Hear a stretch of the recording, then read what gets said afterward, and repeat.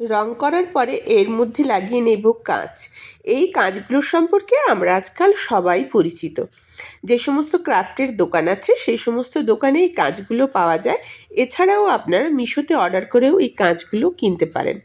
আমি কিছুগুলো দোকানে কিনেছিলাম, কেনার পরে দেখলাম দামটা অনেকটা বেশি পড়ছে, তাই আমি মিশো থেকে অনলাইনে অর্ডার করিয়েছিলাম। এবার কাঁচগুলোকে আঠা দিয়ে আলতো হাতে সুন্দর করে বসিয়ে নেব। এই ধরনের কাজ আমার মনকে না অনেক ভালো করে দেয়, কারণ এর জন্য দরকার অনেক ধৈর্য, অনেক ভালোবাসা। সমস্ত ভালোবাসাগুলোকে আমি এর মধ্যে উজাড় করে দিয়ে দিই। আর এই কাজগুলো যে আমার কি ভালো লাগে আমি বলে বোঝাতে পারবো না।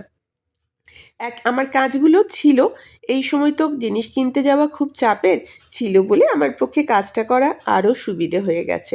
একে একে সমস্ত কাজ আমি চারিদিকে বসিয়ে নিলাম। দেখেই আপনারা বুঝতে পাচ্ছেন একটু যে গ্যাপগুলো হয়েছে তখন একটু টেনে টেনে গ্যাপগুলো মেকআপ দিয়ে দিলাম। আর বসানোগুলো প্রায় আমার শেষ হয়ে গেল।